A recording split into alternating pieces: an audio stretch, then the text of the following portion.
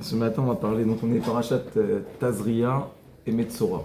Alors, de prime abord, c'est deux parachiotes qui parlent d'une maladie qui n'existe plus aujourd'hui. Donc, c'est la lèpre, mais la lèpre d'antan. D'accord. Donc, c'était une maladie surnaturelle qui touchait, comme vous le savez, les personnes qui faisaient du Lachon Hara.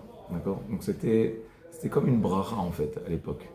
Hachem, il a fait une bracha. Celui qui fait du Lachon Hara, au moins, il sait.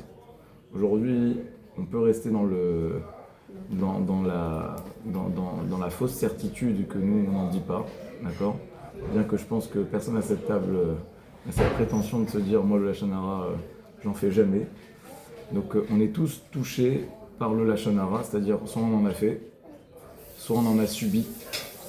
Et ce que j'aimerais comprendre avec vous, c'est pourquoi la Torah, elle a une telle exigence vis-à-vis de cette faute. Pourquoi cette faute, elle est si grave, si grave. Ouais. Et, alors, en fait, la Torah, vous savez qu'il y a trois péchés capitaux dans la Torah. Il y a trois interdits sur lesquels on te dit il y a règle, il y a abord. Il faut plutôt mourir que les transgresser. C'est quoi les trois péchés capitaux? C'est le premier, c'est Gilou Yarayot. Donc Gilou Yarayot, c'est quoi? C'est toutes les relations interdites. Donc, à l'époque, c'était quoi les relations interdites principalement dans la Torah? C'était l'inceste. Donc aujourd'hui, au Hachem, l'inceste, ça touche plus personne, je pense, d'accord, enfin, à part les tordus vraiment.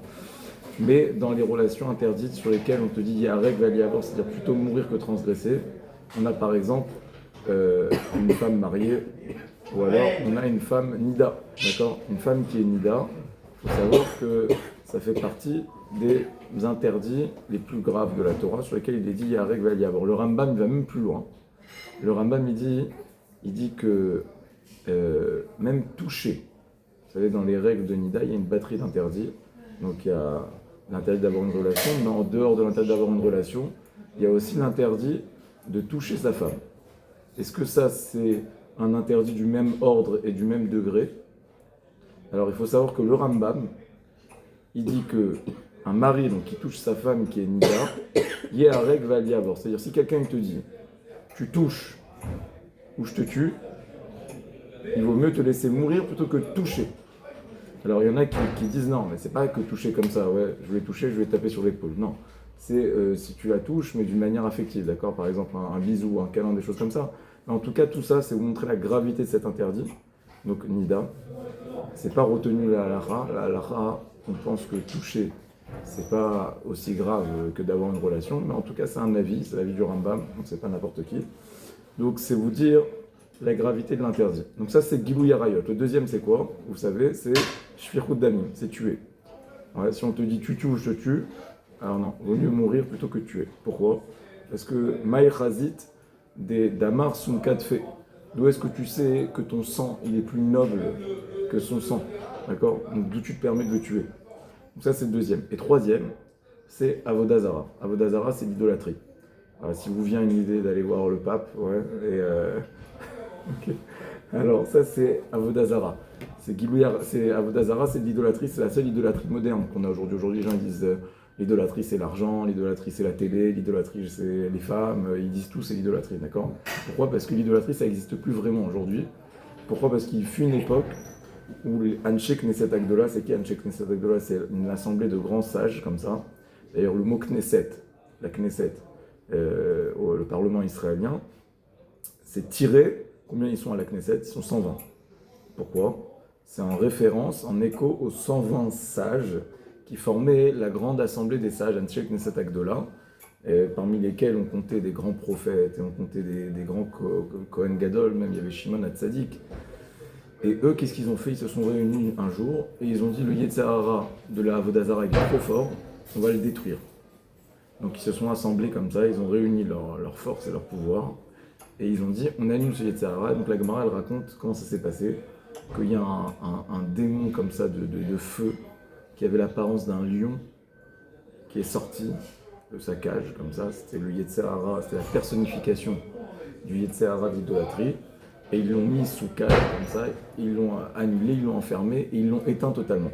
Donc aujourd'hui on ne comprend plus vraiment la passion qu'ils avaient à aller prendre une idole et se prosterner devant. On ne comprend plus pourquoi. C'est pas parce qu'ils étaient abrutis et que nous on est plus intelligents. C'est parce que Chachamim, ils ont changé la nature de notre Yetzer Hara et ils ont annulé totalement cette attirance qu'on pouvait avoir à faire de l'idolâtrie. D'accord? Ça n'existe plus. Aujourd'hui, ça n'existe plus. Mais malgré tout, le christianisme, ça reste de l'idolâtrie. Pourquoi? Parce qu'ils font ce qu'on appelle chitouf. Chitouf, c'est quoi? C'est qu'ils associent, un homme avec Dieu. D'accord? Donc ils le divinisent quelque part. Donc ça, c'est le premier. Mais par contre, l'islam, c'est pas de l'idolâtrie. D'accord? Donc aujourd'hui, on n'a pas le droit de rentrer dans une église. On a le droit de rentrer dans une mosquée, même si on n'a rien à faire là-bas. Ouais, en plus, ça fait des pieds, donc il faut y aller. Mais en tout cas, ça, c'est pour l'idolâtrie. Vous savez que lorsqu'ils se sont réunis, ces sages, pour annuler le Yetzer Hara de la Avodah Zara, ils ont même voulu annuler aussi le Yetzer Hara des désirs qu'on a homme-femme. Et qu'est-ce qui s'est passé? Ils ont dit, bon, ça y est, si déjà on y va, on finit avec le Yetzer Hara, on l'annule totalement. Imaginez un monde sans Yetzer Hara. Ouais. C'est bien, c'est mieux ou c'est moins bien? Alors qu'est-ce qu'ils ont dit? Ils ont annulé, ils ont dit allez on y va. Ils ont annulé le deuxième Yetzer Hara. Le Yetzer Hara des passions, des pulsions. Et là qu'est-ce qui s'est passé? Ils se sont rendus compte que les poules ne pondaient plus. Il n'y avait plus d'œufs. Pourquoi? Parce qu'il n'y avait plus de... Même la poule et le coq, ils n'avaient plus rien à... Voilà, il n'y avait plus d'attraction. D'accord? Donc on ne peut plus avoir d'œufs. Et donc le problème c'est quoi? C'est que le monde il fonctionne plus, il roule plus. Donc en fait si tu annules la libido elle est nécessaire au maintien du monde. Donc ils se sont dit on peut pas. Ils ont dit ok, bon mais alors on va quand même faire une demi-mesure. Donc qu'est-ce qu'ils ont fait? Ils ont réussi, je crois que la Gemara de mémoire elle dit, ils lui ont jeté de la cendre comme ça, de la poudre aux yeux. Okay, ils ont réussi à l'aveugler. Donc on parle du Yetzer Hara des pulsions, d'accord? Donc il est personnifié comme ça. Ils ont réussi à l'aveugler un petit peu, à l'éteindre. Et effectivement, il y a eu un changement, c'est-à-dire qu'il y avait une déviance qui existait à l'époque qui n'existe plus aujourd'hui. C'est laquelle? C'est celle de l'inceste, justement. Nous, on voit dans la Torah, on lit la Torah à travers, tu n'iras pas avec ta sœur, ta mère, truc, le père, toute la famille qui y passe, d'accord? Et nous, on dit, mais c'est quoi? C'est la folie, ouais, c'est incroyable. Et pourtant, il faut savoir qu'au moment où les Bnei Israël ils ont reçu la Torah, alors il y a écrit qu'ils ont pleuré les mishpechotav. C'est-à-dire quoi les mishpechotav? C'est quoi la traduction de pleurer les mishpechotav? Alors première explication c'est ils ont pleuré en famille. C'est-à-dire ils ont dit ah la Torah elle est trop dure. Ils sont tous réunis chacun chez eux à la maison comme ça. Ils ont dit allez venez on va pleurer c'est trop dur. Pourquoi on a reçu la Torah? Pourquoi on a accepté? Ils ont commencé à regretter. Donc ils ont mis en famille et ils se sont fait une petite rasra mais familiale, d'accord? Donc ils étaient comme ça à pleurer en famille. Ça, c'est la première explication. Deuxième explication, non, c'est pas qu'ils ont pleuré en famille. C'est qu'ils ont dit, il y a un interdit qui est trop dur. C'est mishpachot, l'inceste. Ouais. Comment la Torah elle peut nous interdire ça? Alors nous, on regarde ça, on dit, mais c'est quoi? C'était des bêtes sauvages, ouais, c'est incroyable. Mais alors il faut savoir que oui, enfin pas que c'était des bêtes sauvages, mais que on est manipulé par notre Yetzer Hara. Et qu'à l'époque, le Yetzer Hara, il était différent et que c'est Anshek Nesedagla, ils ont fait une grande tova. C'est qu'ils ont quelque part calmé ce Yetzer Hara pour qu'il soit concentré que sur d'autres horizons. Alors Baruch Hashem, aujourd'hui aussi on en a à boire à manger, d'accord, du Yetzer Hara des Harayot, mais en tout cas il est moins grand. Alors pourquoi je dis tout ça? Ça c'est les 3 péchés capitaux. Maintenant la Gemara elle dit, écoutez bien, la Gemara elle dit celui qui fait du Lachon Hara, Keneged Kulam.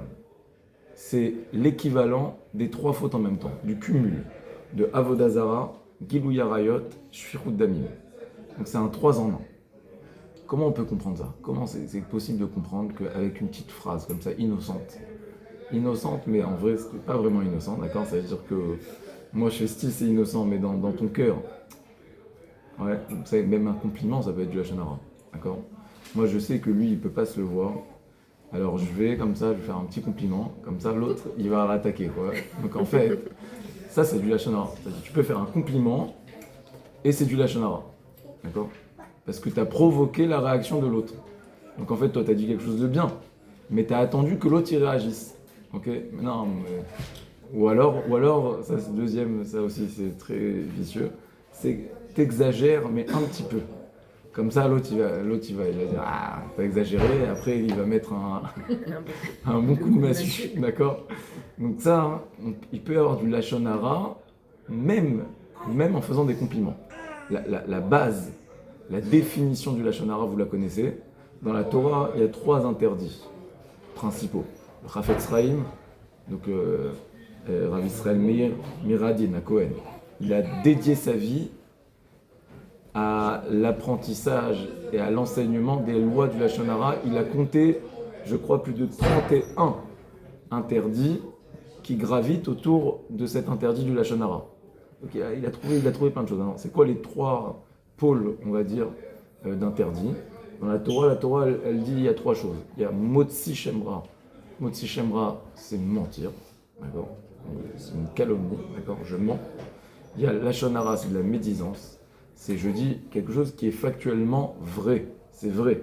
Mais quand tu le mets dans son contexte, ça amène l'autre à porter un regard négatif sur la personne. Donc je vais le dire d'une manière humiliante, ou je vais le dire d'une manière exagérée, ou je vais le dire en attendant sa réaction. Donc ça, c'est du lachon hara. Donc c'est de la vérité, mais c'est faux. En fait, on l'a souvent dit, le émet et le sheker, c'est pas dire des choses qui sont factuellement vraies ou fausses. C'est pas ça. Le émet, je vous l'ai déjà dit plusieurs fois, le émet, c'est la première, la lettre du milieu, la lettre de la fin. C'est donner à l'autre une vision d'ensemble, de A, de Aleph à Taf, de A à Z, d'accord? Je dis tout. Alors que le sheker, c'est 3 lettres qui sont rapprochées. Shin, Kuf, Resh, c'est une suite, c'est une séquence. Donc je lui donne un aperçu. Et donc en fait, c'est toujours ça, la lachon hara. La lachon hara, c'est quelque part mentir. Mais pourquoi? Mentir pas par omission, mais en tout cas mentir parce que je vais l'orienter dans une vision. D'accord? Donc on peut mentir en disant la vérité, c'est du lachon hara. C'est-à-dire, je dis les choses, mais je les dis d'une certaine manière. Pour que lui, il ait un regard négatif. Et je peux même mentir et que ça s'appelle la vérité. Il y a des cas où on a le droit de mentir. On a le droit de dire des contre-vérités. Les man shalom, pour le shalom bayit, c'est pas utilisé beaucoup, mais ça veut dire on a le droit, donc, des fois. Donc en fait, la notion de émet et de sheker dans la Torah, c'est pas être en accord avec la vérité des choses factuelles, non. C'est comment tu vas dire les choses, comment tu vas les présenter. Donc on a Motzi Shemra, c'est dire les choses fausses. Lachon hara, c'est de la médisance. Et enfin, le troisième, c'est quoi? Le troisième, c'est Rechilut. C'est quoi Rechilut? En français, c'est colportage. Ouais, une commère, ouais, la commère du village. Ouais. Alors, il y a des gens comme ça, et aujourd'hui, à l'heure des réseaux sociaux, c'est devenu, c'est notre quotidien, d'accord? Ça veut dire qu'en un clic, en un partage, en un like, ou je sais pas comment on dit, comment on dit ça? Dislike. Un dislike, voilà. Alors, alors ça c'est du lachon hara, mais c'est-à-dire, colporter, c'est quoi colporter? Il y a des gens comme ça, ouais, je ferme les yeux, mais c'est-à-dire, il y a des gens, ils se nourrissent comment dire? Ils ont besoin de raconter, de parler, de faire passer les infos, d'accord? Ils ont l'impression qu'ils ont un rôle à la presse. Et ça, c'est un interdit. C'est-à-dire, même si c'est stam, d'accord? Je ne fais pas dans une mauvaise intention, mais le fait de faire passer comme ça les infos, de se nourrir de ça, c'est un problème. C'est quoi le problème? C'est quoi le problème? Encore, le mot Shemra, je comprends. Tu mens. Le lachon hara t'oriente. C'est quoi le problème de la rechilut? La rechilut, c'est colporter des infos comme ça. Je le fais passer de là à là. Ouais. Moi, je suis juste le transfert, d'accord? Je te mets au courant, tu sais. Alors après, on a le droit de parler, d'accord? Donc il y a des choses qui sont bienveillantes, des choses qui sont constructives, ça, ok. Mais il y a des fois où c'est stam. Voilà, j'ai envie de parler des autres. Ouais. En vrai, le vrai problème, je vais vous dire, du lachon hara, c'est que pourquoi on a besoin de parler des autres? C'est une vraie question, ça. Pourquoi on a besoin de parler des autres? Alors souvent, ça vient masquer un vide qui est en nous, d'accord? Et donc en fait, plus on va se nourrir des autres, plus on va se déconnecter de soi-même, on va se déconcentrer de soi-même, on va se désintéresser de soi-même, et donc on va cultiver le vide qui est en nous. Ouais. Et on cultive, on fait grandir. Il y a des gens, ils sont occupés toute la journée. C'est-à-dire, ils sont occupés, mais occupés par les autres. Et en fait, ils ne se rendent pas compte qu'ils arrêtent de vivre, ils se sont mis en pause totale, et ils sont focus sur les autres. Et ça, Donc c'est pour ça que la Torah, elle te met en garde, te dit attention, la richilut, même si tu as l'impression que c'est pas forcément pervers ce que tu dis, ou c'est pas négatif, ou c'est pas mal intentionné, mais intéresse-toi à toi un petit peu, construis-toi. Parce que quand tu passes ton temps sur les autres, eh ben, t'arrêtes de te construire. Et quelqu'un qui progresse pas, c'est quelqu'un qui régresse. Donc s'il y a un vide, le vide il grandit. Donc, alors, moi ma question, c'est pour revenir à ma question, c'est pourquoi c'est aussi grave? Bon, ok, on a dit c'est grave, je comprends que ça soit un interdit, mais pourquoi Keneget Kulam, qu'est-ce qu'il y a de plus grave dans le Lashon Hara que dans toutes ces fautes? Il y a quelque chose de plus grave dans le Lashon Hara qu'il n'y a pas dans ces trois fautes. J'ai tué quelqu'un, dire du Lashon Hara, ça va être plus grave. Comment c'est possible? C'est juste une parole, c'est une parole innocente en plus. Comment c'est possible? Qu'est-ce qu'il peut y avoir de gravissime dans le Lashon Hara qui ne se retrouve pas dans ces trois fautes à tel point que c'est plus grave que les trois péchés capitaux? Alors, je veux juste une autre phrase que Chachamim ils ont dit. Chachamim ils ont dit que celui qui dit du Lashon Hara, Keilu kafar baikar. C'est-à-dire quoi kafar baikar? C'est comme s'il est renégat. Kafar baikar, c'est comme s'il est devenu athée. Il ne croit plus en Dieu. Quel rapport entre quelqu'un qui dit du Lashon Hara et quelqu'un qui ne croit plus en Dieu? Ouais, pourquoi ils sont aussi graves? Ça, ils veulent, peut-être des fois on se dit, bon, ils veulent nous stresser, quoi. Ils veulent te dire, c'est très grave le Lashon Hara, n'en fais pas. Comme les gens, c'est une avéra qui est difficile, d'accord? C'est notre quotidien. Toujours, tous les jours, il y a du Lashon Hara, tout le temps, tout le temps, tout le temps. Donc peut-être on pourrait dire que Rachamim veulent juste te mettre en garde. Ils veulent te mettre un petit frein, donc ils te mettent un stress. Donc ils te disent, sache que c'est comme si tu ne crois pas en Dieu. Je ne crois pas en Dieu, non, ça va me stresser. Non mais ça c'est pas l'usage des Rachamim, on ne lit pas les textes de cette manière. Quand Rachamim font des comparaisons, alors la comparaison est précise. Donc s'ils t'ont dit que c'est comme si tu ne crois pas en Dieu, il y a quelque chose dans le Lashon Hara ou quelque part tu ne crois pas en Dieu si tu dis Lashon Hara. Quel rapport? Quel rapport entre le Lashon Hara et le fait de ne pas croire en Dieu? Alors, il faut savoir que, et après j'en finis avec les trucs un peu comme ça, ouais, stressants, ouais. Non, je veux que le cours il soit positif, d'accord, il faut... Mais bon, on essaye de se... En fait, si on se prend pas des petits électrochocs, quoi, alors non, Lashon Hara, d'accord, de toute manière, on est un peu en mode Yehush sur le Lashon Hara, genre, c'est impossible. C'est impossible. Alors, la Gemara, elle dit que le Lashon Hara, il tue trois personnes. Il tue celui qui le dit, parce qu'il l'a dit, celui qui l'écoute, parce qu'il a permis à l'autre de le dire.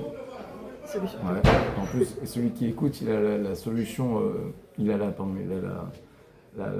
situation, comment on dit, la position magnifique. C'est-à-dire que lui, il dit rien comme ça, mais il kiffe. C'est-à-dire il se délecte comme ça. Que l'autre il fasse le Lashon Hara. C'est-à-dire toi tu es là, dans ta tête, tu as bonne conscience parce que tu te dis, c'est pas moi qui dis, c'est lui.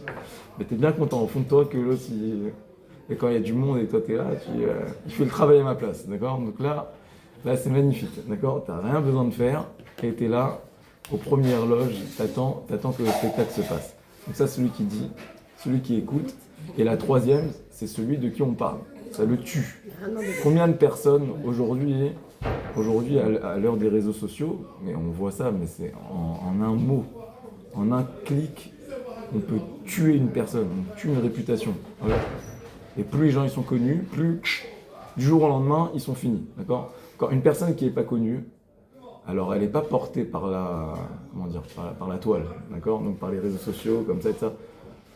Et donc les personnes qui sont connues, regardez, des personnes, on a tué leur réputation, lui il a fait ça, tac, c'est fini. Procès médiatique dans tous les journaux, le bonhomme il est fini. Après non, mais finalement c'était pas vrai, tout le monde s'en fiche, ça y est, le Lashon Hara il est déjà consommé. On a déjà profité de dire du Lashon Hara, donc on l'a tué. Donc le Lashon Hara il tue trois personnes. Maintenant, parmi ces trois, quel est pas le pire, mais quel est le pire des trois? Alors la Gemara elle dit, le pire des trois va mekablo yoter mikulam. Celui qui reçoit et qui écoute, il est pire. C'est le pire. Ouais. Il est pire que celui qui dit. Et s'il est là par hasard On n'est jamais là par hasard. Voilà. On peut toujours décider de se lever. Non, mais c'est dur. Des fois, tu es en compagnie comme ça. Tu n'as pas envie d'écouter. Bien fait, mais alors c'est ce qu'il faut faire, d'accord? Il faut avoir le courage. Il faut avoir le courage de couper court, de passer parfois pour un relou, un ringard, ok. Voilà. Mais câblo yoter mikulam. Et ça a double tranchant, c'est-à-dire que si tu arrives à avoir cette ce courage et ce cran. Tu prends tous les srouillottes de tous ceux qui l'ont pas fait autour de toi, d'accord? Donc, il y a des gens comme ça. Il y a des gens, on sait que quand on est à côté d'eux, on peut pas dire du Lachon Hara. Oui. Parce que de toute manière, ils vont pas écouter, ils vont dire, ah, bon, parle pas d'autre chose et de ça. Et en fait, ça casse même le kiff pour celui qui le dit de le dire. Quand tu sais que l'autre, il n'écoute pas, ou qu'il s'en fout, ou qu'il n'est pas, il est pas sensible. Ouais. Mais quand on est comme ça, deux personnes, ouais, alors là. Mais des fois, il y a des gens qui nous appellent pour se confier. Non, alors forcément, ils vont casser le sucre sur quelqu'un, mais la personne, elle pleure au téléphone. C'est difficile de dire non, mais. Elle a raison. Un cas comme ça. Il faut trouver une chorma, mais de dire écoute, voilà, on peut trouver d'autres manières constructives de. C'est pas parce qu'elle pleure qu'elle a le droit de dire la chaîne. Non, mais si elle pleure, c'est une souffrance, quoi. Parce que des fois, tu es obligé de prendre le parti. Ouais, c'est ça. On te force à En tout cas, on n'a pas le psychologue. Non, c'est ça, on te force à prendre parti. Il y a des cas, là, c'est pas un cours de halakha, d'accord? C'est-à-dire qu'il y a des cas où c'est permis de dire de la chanara quand c'est les toilettes, quand c'est utile et tout ça, mais ça, c'est des choses qu'il faut étudier, il faut voir chaque cas au cas par cas. Donc il y a des détails et tout ça. On ne peut pas les faire comme. Enfin, on peut pas les faire, c'est pas l'objet du cours, quoi. Mais effectivement, il y a des cas où ça sera permis parce qu'on va considérer que le bien, l'utilité prend le dessus sur le mal. Le problème, c'est qu'on se dit toujours ça au fond de nous, d'accord? Il y a un intérêt, d'accord? Est-ce qu'on est sincère, est-ce qu'on n'est pas sincère? Est-ce qu'on peut être juge de soi-même? Dans des situations comme ça, c'est compliqué de dire oui. Mais ce qu'il faut, c'est déjà avoir conscience de la gravité de l'interdit. Une fois, on raconte que le Rachab, c'est qui le Rachab? C'est un des premiers Admour Lubavitch, d'accord? Alors, une fois, il y a quelqu'un qui est venu le voir et pour lui faire un petit Lachon Hara, d'accord? Alors en plus, quand tu parles à un Rav, tu as un Lachon Hara, donc tu essayes de bien enrober le truc. C'est d'utilité première, je vais sauver le monde avec ça, il faut vraiment... Donc, il est venu lui faire un Lachon Hara. Et le Rav, qu'est-ce qu'il a fait? Il a simulé une crise cardiaque, comme ça. Il a dit, je suis en train de mourir. Alors l'élève, comme ça, il a dit, qu'est-ce qui se passe, Rabbi, de ça? Il a dit, tu vois pas que tu es en train de me tuer? Alors il a dit, mais Rav, j'ai rien fait, je les ai parlé. Il a dit, mais tu sais pas, quand tu fais du Lachon Hara, tu tues la personne que tu parles, et si tu la tues, comme on est tous connectés, alors tu es en train de me tuer aussi, d'accord? Parce que tu es en train de déteindre ma neshama. Donc arrête. Donc il se roulait par terre comme ça, d'accord? C'est bon. Alors il jouait la comédie, d'accord? Mais en tout cas... Non, si, c'est bon, ça fait. Il jouait la comédie, mais... Il jouait la comédie, mais il se roulait par terre pour que l'autre il s'arrêtait. Je vous dis, ça, à mon avis, ça met un frein, d'accord? Quand t'as quelqu'un en face de toi, en plus un rave, qui dit arrête, t'es en train de me tuer, d'accord? Donc ça te freine un petit peu. Donc la question, donc, pour revenir à notre question, c'est pourquoi c'est aussi grave la Lachon Hara? Alors j'aimerais répondre à cette question avec une image, une histoire, une autre histoire. L'histoire, c'est l'histoire du coussin à plumes. C'est l'histoire d'un homme qui a dit à son Rabbi, Khatati, Aviti, Pachati, j'ai fait du Lachon Hara, un beau Lachon Hara, en belle et due forme comme ça. J'aimerais faire teshuva. Qu'est-ce que je peux faire pour faire teshuva de ce Lachon Hara? C'est quoi mon repentir? Comment je fais pour me repentir? Alors le Rabbi lui a dit, écoute mon fils, tu vas prendre ton peluchon, ton oreille, comme ça, hein, Peluchon. Tu vas le prendre. Un coussin, ouais, c'est ça que je voulais dire, d'accord. Tu vas le prendre et tu vas monter à la Tour Eiffel, d'accord. On va la rendre française l'histoire. Tu montes sur la Tour Eiffel. Tu vas monter. Il lui dit ok. Quand tu arrives, tu m'appelles. Donc le bonhomme il monte, il arrive en haut. Il lui dit maintenant, tu es en haut. Tu prends un couteau, tu déchires ton coussin comme ça, tu frappes. Ouais. Alors il dit ok, ça y est, j'ai fait. Il dit qu'est-ce qui se passe? Il dit toutes les plumes elles se sont envolées un peu partout, d'accord? C'est très bien. Il dit maintenant redescends.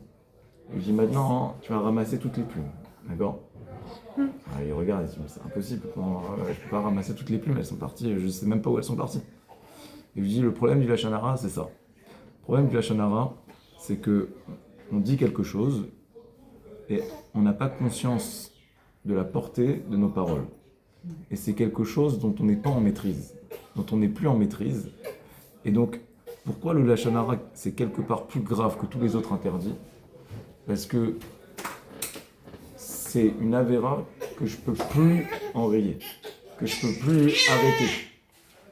Quand j'ai dit un Lachon Hara sur quelqu'un, ça va se propager à l'autre bout du monde. Et aujourd'hui, ô combien c'est encore plus vrai aujourd'hui. Aujourd'hui, c'est encore plus vrai. Aujourd'hui, vous appuyez sur un bouton, à l'autre bout du monde, on a entendu la mauvaise rumeur que vous avez pu propager. Donc après, le bonhomme il va dire, mais non, mais moi je fais tchouva. D'accord, tu fais tchouva. Mais tu fais tchouva, mais l'autre il est mort et ça continue. Ça continue. Donc en fait, c'est la seule avéra sur laquelle techniquement on ne peut pas faire tchouva. Parce qu'elle continue, la avéra elle continue même une fois que je l'ai fait. Et même une fois que moi je me suis remporté, moi j'ai fait tchouva, ok, je regrette. Mais ça continue. La avéra elle continue. Le fruit de tes actions, la portée de tes actions, elle est continue. Alors comment on fait pour faire tchouva? Est-ce que c'est d'émettre une avéra sur laquelle on ne peut pas faire tchouva? Qu'est-ce qu'on fait? Comment on fait? Quelqu'un il a fait un Lachon Hara, il a tué quelqu'un maintenant. Ouais, comment on fait pour remédier à ce problème? Alors, Shlomo Ameler, il a dit la chose suivante. Il a dit Chaim ou Mavet Beyad al-Lashon. Il a dit la mort et la vie sont entre les mains du Lashon de la parole. Vous voyez la phrase, les mains de la parole. En fait, le problème par la parole, c'est qu'on n'a pas conscience de la réalité de la parole. Pour nous, c'est une parole. Mais ce que Shlomo Ameler veut dire, prends conscience que le Lashon, c'est un yad. Yad, ça veut dire une main, ça veut dire que quand tu parles, c'est plus fort qu'une action. Toi, tu crois que parler, c'est pas tangible, c'est abstrait, c'est que des mots. C'est que des mots. Mais en vrai, tuer quelqu'un par l'acte ou tuer quelqu'un par la parole, parfois tuer par la parole, c'est même plus grave et plus dur. Alors ça qui dit Shlomo Ameler, Chaim ou Mavet Beyad al-Lashon, c'est dans les mains de la bouche. Pourquoi il a dit les mains de la bouche? Pour te dire que la bouche c'est une main, c'est une action. Mais il a dit c'est à double tranchant. Chaim ou Mavet Beyad al-Lashon. Tout comme tu peux tuer par la parole, tu peux aussi faire vivre par la parole. Et ça aussi on n'en a pas suffisamment conscience. De la portée de nos mots, de nos encouragements, de nos sourires, de nos attentions. Chaim ou Mavet Beyad al-Lashon. En fait, par la parole, on peut faire vivre des personnes. Et c'est pour ça que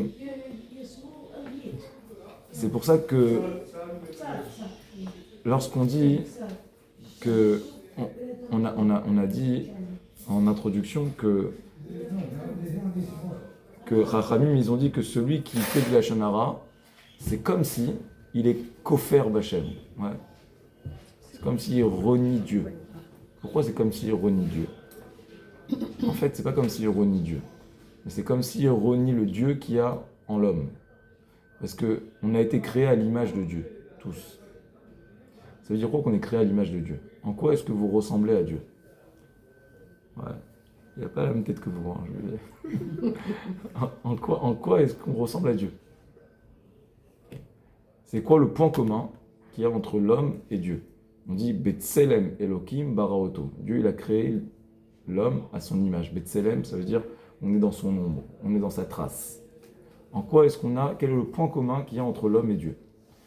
Réponse du Maharal de Prague. Le Maharal, il dit l'homme, il est divin dans le fait qu'il puisse parler et que sa parole est créatrice ou destructrice.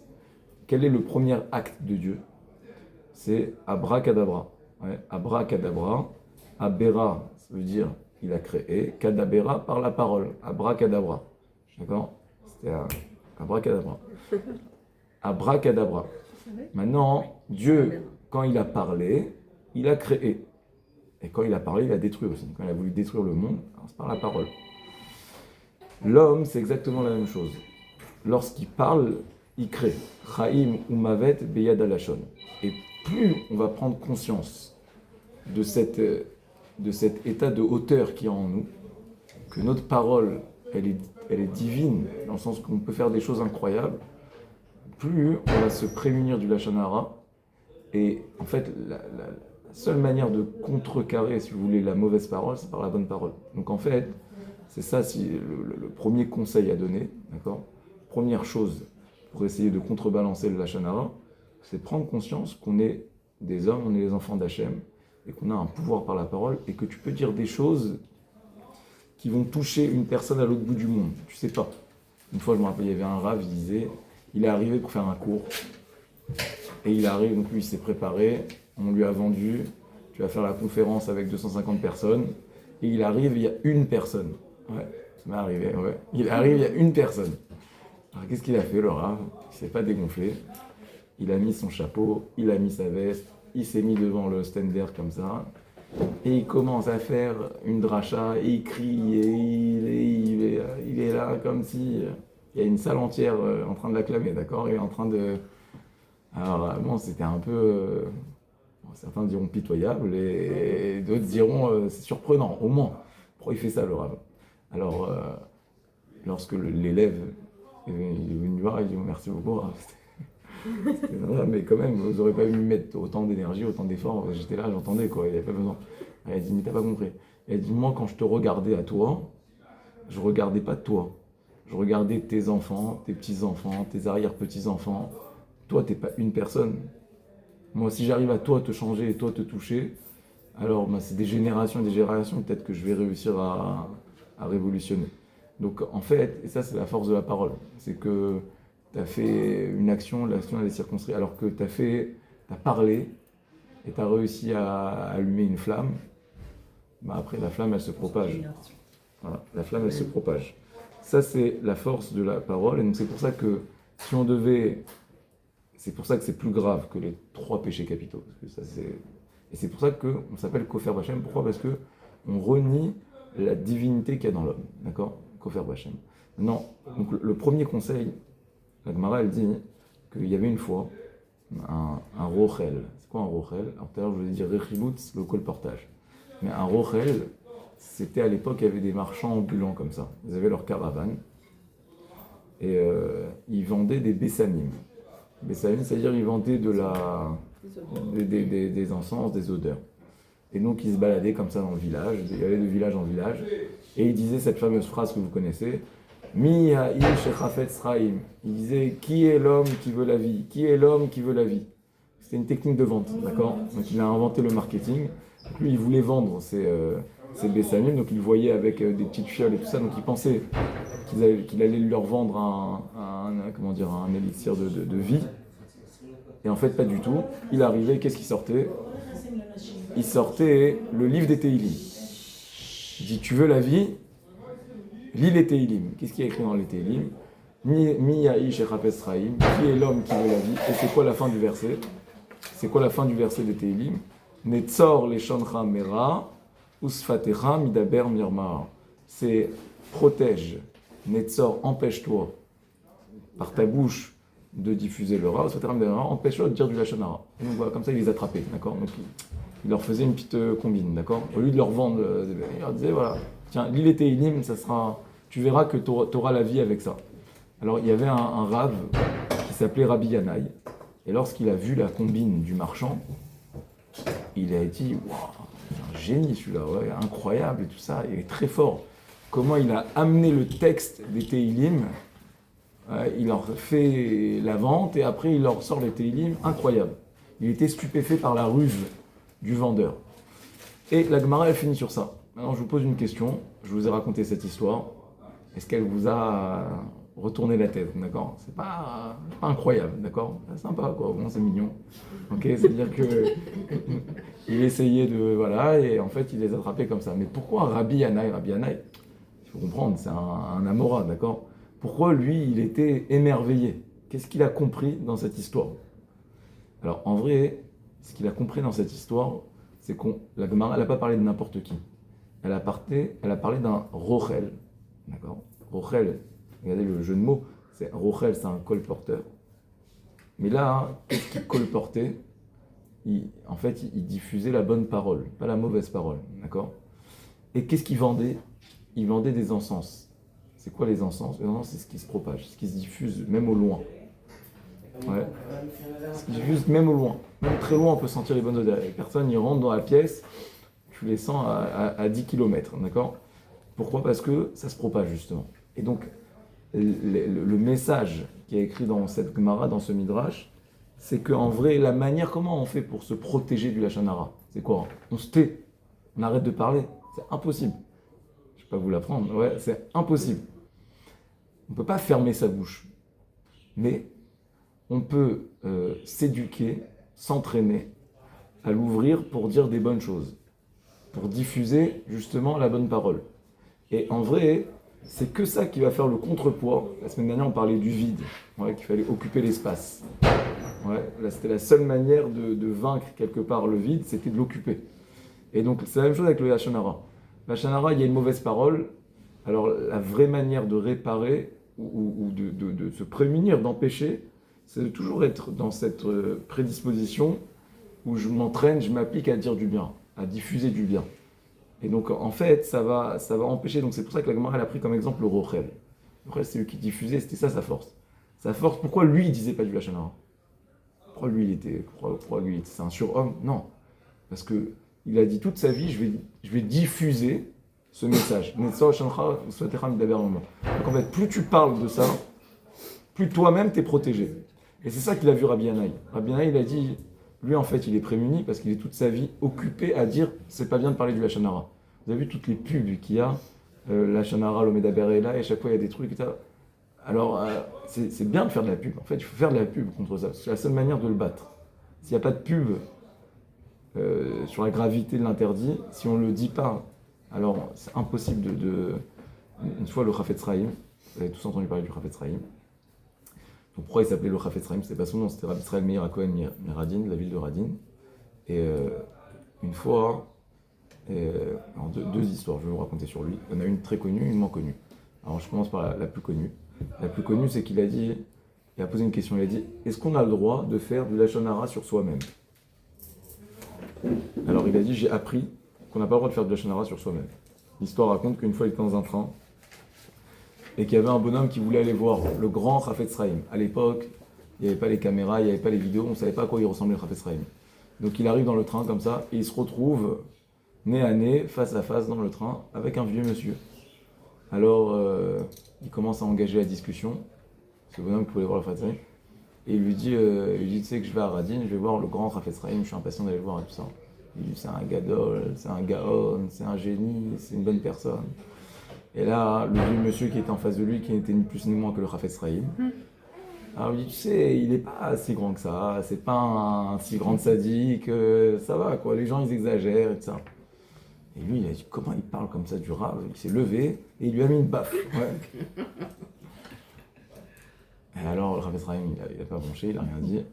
Et là, ils arrivent à Radin, donc lui, il rentre chez lui, le Chafetz Chaim, et l'autre, il arrive, il s'apprête à aller voir le Rav. Et là, il retourne nez à nez avec le vieux monsieur. Et là, il a compris son erreur rétroactivement. Le Chafetz Chaim lui a dit, je veux dire, tu m'as appris quelque chose. C'est que même sur soi, c'est pas bien de dire du Lachon Hara. Ça, c'est la première histoire.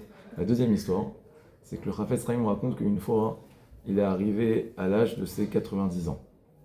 Donc il a vécu longtemps, et c'était pour son époque, d'accord, c'est il y a plus d'un siècle, c'était quelque chose de remarquable, d'accord, de vivre 90 ans. Et il était empreint d'une très grande humilité. Le Chafetz Chaim, il n'était jamais dans l'ostentatoire, il ne voulait jamais montrer les choses. Mais là, il a dérogé à sa règle, et il a fait une grande séouda, comme ça, comme genre, une grande séouda. Il a fait un grand festin, et il a dit, alors tout le monde s'est étonné, on a dit pourquoi il fait une grande séouda, le Rav et tout ça. Il a dit j'ai quelque chose à fêter aujourd'hui. Mais qu'est-ce que tu fais? Mais 90 ans. Bon d'accord, mais c'est bizarre qu'il fête son anniversaire. Il a dit non mais je vais vous dire, toute ma vie, j'ai diffusé la bonne parole, et j'ai œuvré, j'ai écrit des livres contre le Lachon Hara. Et le Lachon Hara, c'est une des mitzvot à propos desquelles il est dit Mi ha'ish et Chafetz Chaim, qui est celui qui veut la vie? Donc autrement dit, qui est celui qui veut la longévitude, d'accord, qui veut avoir une longue vie. Mais Tzor Shamcha Meran, ne fait pas de Lachon Hara. Et toute ma vie, je me suis dit quand même,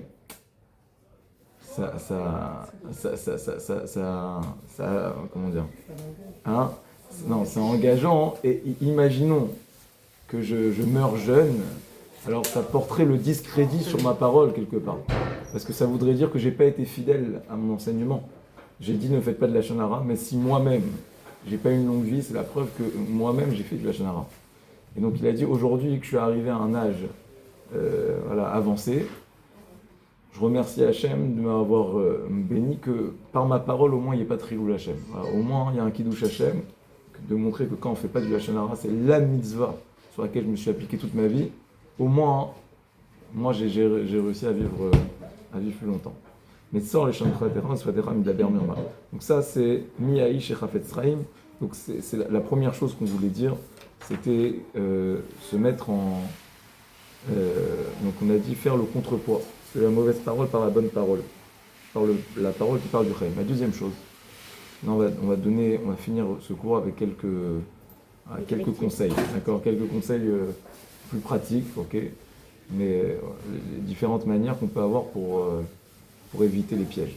Alors, la deuxième chose, en fait, c'est quelque chose qu'on apprend de la paracha. De la paracha, on a dit en introduction, on parle de la tsaraat. La tsaraat, c'est la lèpre, elle touchait ceux qui peuvent utiliser du lachon hara. Et quel était le onesh, le châtiment de ceux qui avaient dit du lachon hara et qui avaient la tsaraat, on devait les mettre en bidoud. On les mettait à l'écart. La Gemara, elle dit, pourquoi tu me mets en bidoud? Mida kenegad mida, mesure pour mesure. Toi, tu as voulu créer la séparation entre les hommes, tu as voulu créer la discorde, tu as voulu faire de la méditation, tu as dit une mauvaise parole qui va détruire les relations, alors on te met en séparation. Et c'est de cette manière que la Torah, elle considère qu'il faut être ma'anish, il faut punir la personne. Maintenant, je vous pose une question. En quoi mettre en bidou de la personne? On sait que dans la Torah, la Torah, jamais elle te punit. La Torah, toujours, elle te donne des manières de réparer la faute. En quoi est-ce que le bidoud, le fait d'être en séparation, ça va réparer ta faute du lachon hara? Alors, Tu réfléchis. Alors, ils disent les Rishonim, ils disent que le problème du lachon hara, ce qu'on disait, le problème du lachon hara, c'est que tu es focus sur les autres. Donc, tu nourris un vide en toi. Et donc, on te dit, voilà, on te coupe des autres. Tu n'as plus le choix que de te regarder toi-même. D'accord? Et là, tu vas commencer un petit peu à regarder ce qu'il y a en toi. Tu vas t'intéresser à toi-même.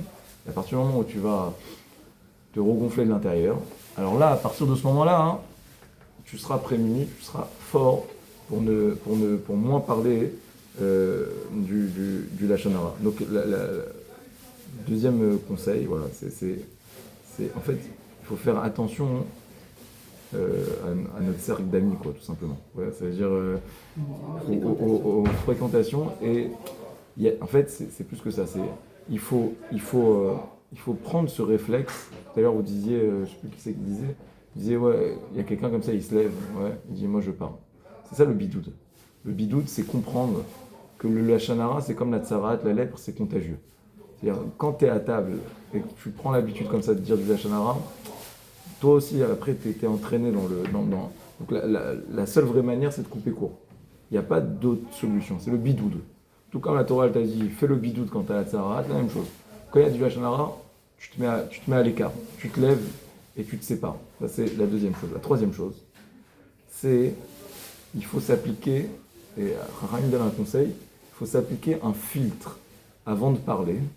Ok? Il faut comme réfléchir, en français on dit tourner 7 fois sa langue avant de parler. Alors là, c'est 3 fois. D'accord? Pourquoi 3 fois? Pensez à 3 choses. En fait, comment on dit, il faut savoir est-ce que ta parole elle va avoir du goût. Elle va pas avoir du goût. Comment on dit du goût en hébreu? Du sens. Le même mot en hébreu. Du goût et du sens. Ouais. Essaye de voir si ta parole va avoir du sens ou du goût. Comment on dit du goût ou du sens? Ta'am. Maintenant, c'est un jeu de mots. Ta'am, c'est l'acronyme, c'est Raché Tevot. Okay, si vous prenez les 3 lettres, ça forme 3 mots. C'est Tov, Arev et Mo'il. Il faut toujours te poser ces questions. Est-ce que ma parole, elle va être Tov? Ça, c'est une option. Deuxième option, est-ce qu'elle est Arev, avec un Aïn, ou est-ce qu'elle est Mo'il? Si tu n'es pas dans une de ces 3 catégories, alors boucle-la. C'est mieux parce que tu es forcément dans le cadre du lachon hara. C'est quoi Tov, c'est quoi Arev et c'est quoi Mo'il? Tov, ça veut dire c'est bon, mais c'est pas bon ici. c'est est-ce que c'est vrai? C'est-à-dire, Tov, c'est toujours est-ce que c'est juste, ce que je vais dire. D'accord? Ça, c'est un. Deux, c'est est-ce que c'est Arev, est-ce que c'est agréable? Et trois, est-ce que c'est Moïl, est-ce que c'est utile? Voilà. Si, même quand tu es dans un de ces trois, c'est pas sûr encore que ça s'appelle du Lachon Hara, d'accord? Mais au moins, pose-toi, fais ce filtre comme ça. En fait, s'il n'y a pas ce ta'am, Tov, Arev, Moïl, alors c'est sûr que c'est un ta'am amer, c'est un goût amer ce que tu vas dire, d'accord? C'est sûr et certain. Donc, bon, ça met un petit frein comme ça, c'est un exercice mental à faire avant de parler. Et enfin, le dernier point, encore deux autres points. Voilà, deux autres points. Le Rabbi Nachman Ibn Breslev, il dit la meilleure solution contre le Lachon Hara, c'est quoi? C'est s'exercer mentalement à toujours être dan les kav zechut. Et même quand juger de manière positive, d'accord? C'est-à-dire même quand t'en vois pas forcément la nécessité, en fait, c'est un exercice mental, comme je le dis, d'accord? Comme je le répète, c'est un exercice. C'est-à-dire que si tu t'entraînes, même quand c'est dur, même quand t'as pas envie, ou même quand c'est pas nécessaire, mais tu t'entraînes toujours à retourner les situations comme ça. Ouais, il y a une situation qui devrait s'interpréter négativement, toi tu t'entraînes à la renverser comme ça. En fait, ça va inconsciemment, ça va pénétrer dans ton inconscient et ça va te permettre à chaque fois de regarder les choses d'un Aïn Tov. Parce que la mauvaise parole, elle dépend du Aïn Hara. D'accord? On a souvent dit que le flux, d'accord, de la pensée, ça passe donc du haut vers le bas. Donc en fait, la mauvaise parole est nécessairement influencée par un mauvais regard. Comme je regarde les choses mal, j'ai un mauvais œil, alors je parle mal. Donc si je m'entraîne, je m'exerce à être dan les kav zechut, alors ça c'est ce qui va renverser la balance, ce qui va me permettre de me protéger de ça. Donc c'est un exercice sur le regard, d'accord? Toujours regarder différemment, ouais, essayer d'avoir une autre perception des choses. Et après on verra que la ta'ava, ouais, comme ça, le désir de dire la Lachon Hara, il s'essouffle, il s'estompe. Et enfin, le dernier point, c'est, alors ça c'est plus la pensée Chabad, qui pense comme ça, d'accord? Donc on a dit, c'est de faire un petit peu donner toutes les armes possibles, d'accord? La pensée Chabad, elle dit en fait, les Juifs, c'est quoi ouais, si vous deviez résumer en un mot la pensée Chabad, c'est quoi? C'est la hardout du Ham Israël, d'accord? C'est qu'on est tous unis, on est tous ensemble. Et donc, plus tu vas prendre conscience que l'autre c'est toi, moins tu vas avoir de facilité à parler de l'autre négativement. Pourquoi? Imagine quelqu'un, il arrive, il prend un couteau, il dit ah cette main je la déteste, tac, il se plante un couteau dans la main. Ça n'existe pas, d'accord? Parce que tu as conscience que ta main c'est toi. Donc plus tu vas faire cet exercice de dire on est tous ensemble les uns les autres, plus tu vas réussir à aimer les autres, moins tu vas avoir envie de dire du Lachon Hara. Une fois on raconte, je finis avec cette histoire, on raconte que il y avait un rabbi, il y avait un rabbi, il avait deux élèves. Et les deux élèves, ils ont fait une grave faute. Donc il a pris les deux comme ça. Et le premier, il l'a sermonné, il a fait une remontrance. Il a dit comment t'as fait ça, comment t'as fait ça, comment t'as fait ça. Et le deuxième, il lui a rien dit. Alors les autres élèves, ils ne comprenaient pas. Ils disent comment ça se fait. Ouais. Les deux, ils ont fait la même faute. C'est quoi cette discrimination? Ouais. Un, tu le déchires et l'autre, tu lui dis rien. Ouais. Souvent, les enfants, ils me disent ça. Ouais, lui, Alors, qu'est-ce qu'il a répondu, le rabbi? Il a dit, je vais vous expliquer. Il a dit, le premier, c'est un bon élève. Je l'aime énormément. Okay? J'ai beaucoup d'amour pour lui. Donc lui, je peux me permettre de lui faire une réprimande. Parce que je sais que cette réprimande, elle provient d'un amour profond que j'ai vis-à-vis de lui. Mais l'autre, j'ai pas assez d'atomes crochus avec lui, d'accord? Il n'est pas assez de bon élève pour que je me permette de le réprimander. Donc, si lui, je lui fais une mauvaise parole, ou je l'humilie, ou je lui parle mal, ça peut être du Lachon Hara. Parce qu'en fait, quand est-ce qu'on peut se permettre d'avoir une parole directe avec une personne? Que si on est convaincu, ou que s'il est convaincu de l'amour qu'on lui porte. Moshe Rabbeinu, il a fait, à la fin de sa vie, un long monologue, comme ça, où il a sermonné tous les Juifs. C'était avant de rentrer en Eretz Israël. Et il leur fait réprimande. C'était au bout de 40 ans. Il n'aurait pas pu le faire dès le début. Pourquoi il a besoin d'attendre comme ça 40 ans? 40 ans. Et de les voir et se rebeller une fois et 2 fois et 10 fois. Pourquoi il n'a pas fait dès le début?